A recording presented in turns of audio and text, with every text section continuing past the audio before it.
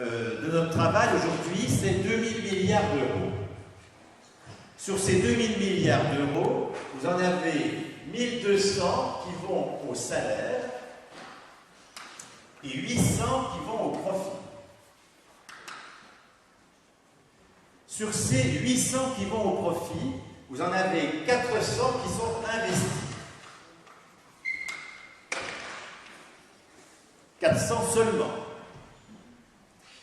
Dans le salaire, vous en avez 80 qui vont aux dividendes, en fait, c'est le reste, il y a des revenus du travailleur indépendant, il y a l'impôt sur le patrimoine, et puis, vous avez tout ce qui part en fumée, les dividendes, oui, j'ai déjà dit, mais également, je ne sais pas, une action, une entreprise qui rachète ses propres actions pour faire monter le cours, elle stérilise toute la valeur qui a été créée. Une entreprise qui fait une OPA pour racheter une boîte à 10 fois ce qu'elle vaut, elle stérilise la valeur. Certes, elle augmente le cours des actions de la boîte rachetée, mais elle stérilise la valeur. Tout ça est au service de la valeur pour l'actionnaire, mais qui n'a rien à voir avec la valeur économique. Donc nous avons de 2 à 300 milliards qui partent en fumée dans le profit, qui ne sont pas investis, qui ne sont pas non plus revenus du travailleur indépendant, qui eux sont une forme légitime de répartition de la richesse, bien sûr. Et puis dans le salaire, vous avez à peu près 550 milliards de cotisations sociales, les 260 milliards de la retraite, les 200 milliards de la maladie, etc. Vous avez 150 milliards de salaires de la fonction publique, et puis vous avez 500 milliards de salaires, les salaires directs, ceux-là, salaires directs, fonction publique, oui, et puis salaires directs du privé, 500 milliards. Ça fait donc les 1200 milliards. Qu'est-ce que c'est que la cotisation sociale? Qu'est-ce que c'est que l'impôt qui finance les fonctionnaires? C'est révolutionnaire. Parce que c'est ce qui ponctionne la valeur ajoutée au nom du salaire socialisé.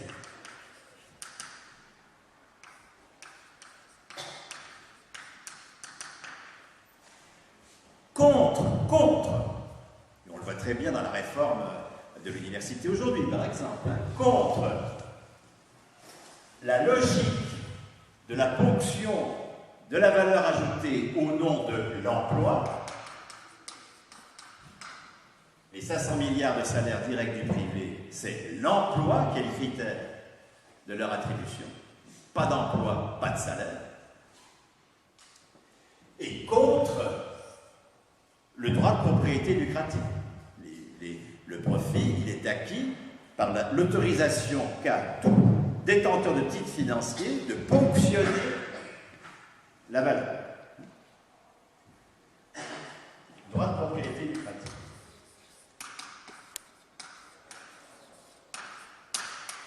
J'ajoute toujours lucrative, encore une fois, parce que pour qu'on ne puisse pas faire la largade avec le droit de propriété. Quel est l'enjeu? L'enjeu, c'est de valoriser la réussite considérable de ces 700 milliards anticapitalistes. Vous voyez, ce que je dis là, c'est contre tous ceux qui disent que le PIB ne mesure que de la valeur marchande, que de la valeur pour le capital. Non, nous en avons 700 milliards qui échappent à cette logique.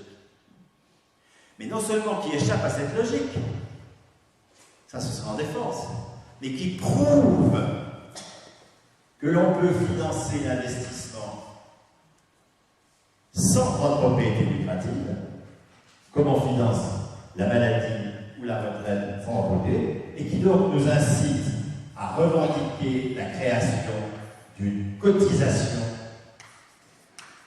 économique qui sera du salaire socialisé, ce qui est à l'opposé de la revendication de la taxation du profit. La taxation du profit, c'est dire le profit est légitime, mais j'en taxe une partie pour la Sécu. Ça, c'est la position social-démocrate classique. C'est pas de ça qu'il s'agit. Il s'agit de prendre la mesure de ce qui a été conquis depuis 2 siècles dans le capitalisme même, et non pas de faire encore une fois une démarche utopique de pas de côté, mais dire, mais ce qui réussit et qui est alternatif au capitalisme, nous allons le promouvoir. Il ne s'agit pas de taxer le profit, ce qui est un mode d'ordre irresponsable, je suis vraiment à l'affaire. Il s'agit de créer une cotisation économique qui nous donnera la maîtrise de l'investissement. Non pas faire la part du feu entre un pôle public de crédit et le reste qui reste le marché financier. Mais supprimer les marchés financiers, non pas par une démarche négative, j'abolis, par la démarche positive. Il n'y a pas de révolution sans démarche positive. Par la démarche positive, je pousse plus loin ce qui est déjà. Ce qui fait qu'un révolutionnaire est joyeux et infatigable. Puisqu'il pousse plus loin ce qui est déjà. Encore une fois, ce n'est pas une femme ou un homme du non. C'est une femme ou un homme du oui. Non pas le oui à l'utopie. La question que je me pose tous les jours, moi, en me rasant, c'est celle-ci. À quel oui du réel dis-tu oui? À quel élément du réel dis-tu oui? Voilà. C'est vachement sexiste parce que les femmes, elles peuvent rien penser en se rasant le matin. Donc, lucrative. Petite parenthèse sur ce point, quand même, parce que mettez 4 militants ensemble. Si c'est 25, ça va être pire. Prenons 4 qui prennent l'apéro. Parfois, il faut attendre une demi-heure. Mais en général, au bout de 5 minutes, qu'est-ce que c'est? Le mur des lamentations. C'est difficile. Et puis, à la gauche, il n'y a pas de projet. Et puis, il y a la mondialisation. Et puis, il y a l'OMC. Et puis, il y a l'Europe. Et puis, il y a l'individualisme. Le temps que nous passons à égrener tous les obstacles qui rationalisent notre impuissance collective, si nous le passions à égrener tous les tremplins